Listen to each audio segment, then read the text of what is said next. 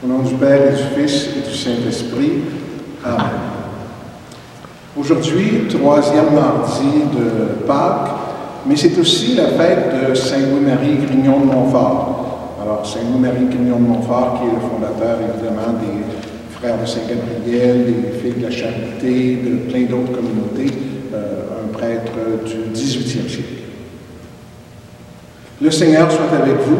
Et avec votre esprit. Lecture du livre des Actes des Apôtres. En ces jours-là, Étienne disait au peuple, aux anciens et aux scribes, « Vous qui avez la nuque raide, vous dont le cœur et les oreilles sont fermés à l'alliance, depuis toujours vous résistez à l'Esprit Saint. Vous êtes bien comme vos pères. Y a-t-il un prophète que vos pères n'aient pas persécuté? Ils ont même tué ceux qui annonçaient d'avance la venue du juste, celui-là que maintenant vous venez de livrer et d'assassiner. Vous qui aviez reçu la loi sur ordre des anges, vous ne l'avez pas observée. Ceux qui écoutaient ce discours avaient le cœur exaspéré et grinçaient des dents contre Étienne. Mais lui, rempli de l'Esprit Saint, fixait le ciel du regard.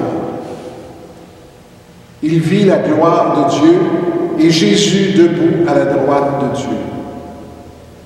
Il déclara, « Voici que je contemple les cieux ouverts et le Fils de l'homme debout à la droite de Dieu. » Alors ils poussèrent de grands cris et se bouchèrent les oreilles.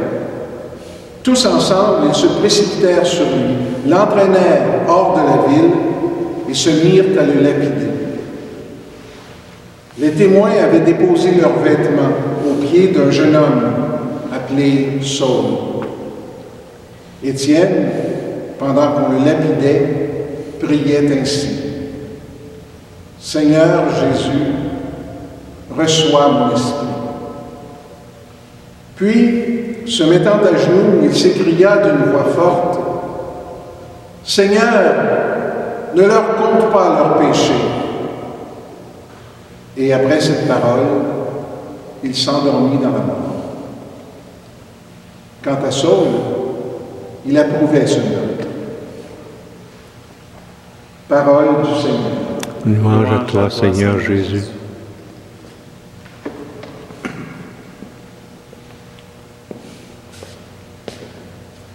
Ce texte des Actes des Apôtres me rappelle des expériences que j'ai eues depuis le début du confinement. Vous savez, on a des règles à suivre, on a des choses qui nous sont dites.